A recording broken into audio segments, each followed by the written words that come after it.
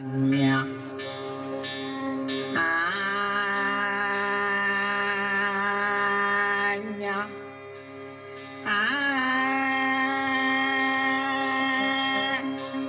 பாடினா என்ன ஆகுது? புரிய வைக்கிறேன், அதுக்குள்ள எனக்கு காமிக்கிறேன். நான் என்ன பாடுறேங்கிறத புரிய வைக்கிறேன், நீயும் புரிஞ்சுக்க. திரக்தியா பாடினா கொஞ்சம் கூட பிடிக்காது. இனிமையான இசையாக இருக்க வேண்டும், இனிமையான ஓசையா இருந்தா தான் பிடிக்கும்.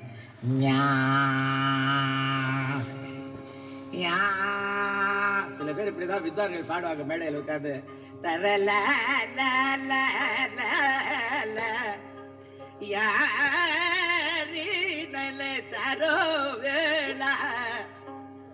எப்படி கூட்டம் கூடும், எப்படி கேட்பாங்க?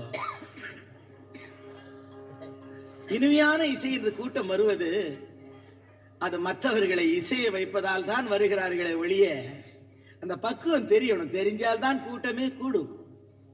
அந்த கூட்டம் கூட வைப்பதற்கு பின்னால பேக்ரவுண்ட்ல இருந்து ஒழுங்கா வேலை செய்யணும். பேக்ரவுண்ட்ல ஒழுங்கா வேலை செஞ்சிருச்சுன்னா கூட்டம் மடமடன்னு வந்துடணும். நான் பாடவில்லை, நீ பாட வைக்கிறாய் என்கிற ஒரு நினைவில் பாடினால் கூட்டம் வந்துகிட்டே இருக்கும், இசையும் இனிமையாக இருக்கும்.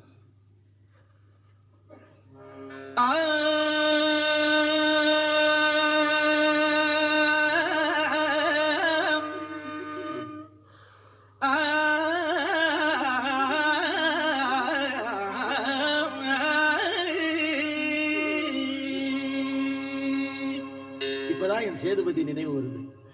என் சேதுபதி எங்க என்ன செய்கிறாரோன்னு நினைவு வருது. இந்த இடத்துல சிவபெருமான் அல்லவா, அவர் அங்கு இருந்து கொண்டு ஆட்சி புரிந்து கொண்டிருக்கிறார். அவனை தூக்குவது என்றால் எளிதான காரியமா?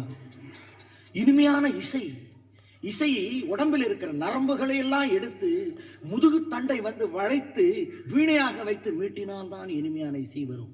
அது சாதாரணமாக வருவதல்ல. இசையோடு லயித்து வருவது என்பது அது கொடுத்து வைக்க வேண்டும், பெரிய பாக்கியமாகும். பாட்டும் நானே பாவம் நானே,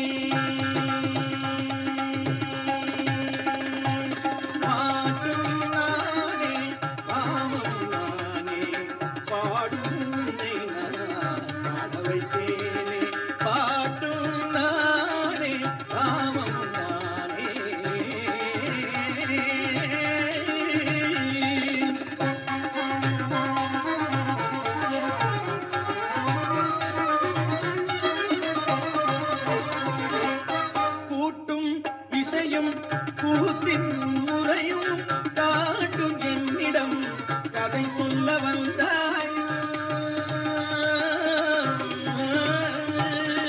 கூட்டும் இசையும் கூத்தின் முறையும் காட்டும் என்னிடம் கதை சொல்ல வந்தாயோ. பாட்டும் நானே பாவம் நானே, பாடும் உன்னை நான் பாட வைத்தேனே. பாட்டும்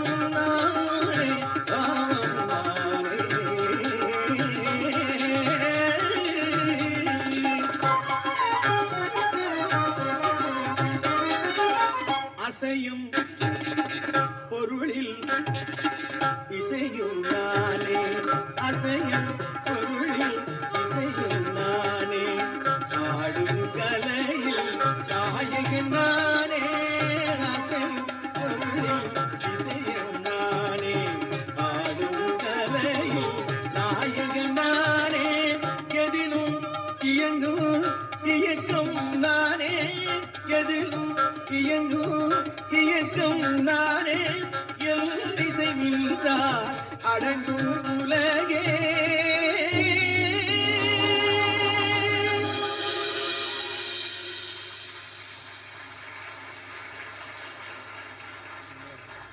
நான் அசைந்தால் அசையும் அகிலம் எல்லாமே,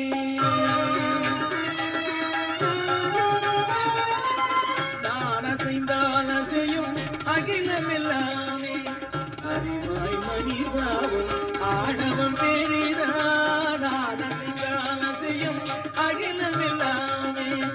அறிவாய் மனிதாவும் ஆணவம் பெரிதான், ஆலவாயனோடு பாட வந்தவன் பாடுவாயை வந்ததொரு பாட்டும் நானே.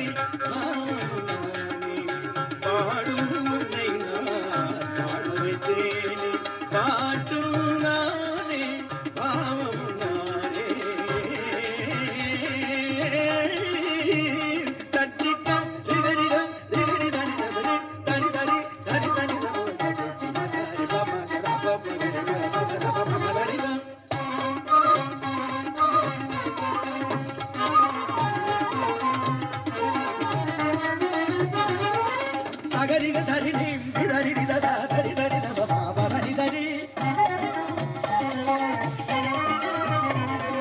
கரி மங்கரி தரிக நிதரி கம கரிதா பகரி சகரி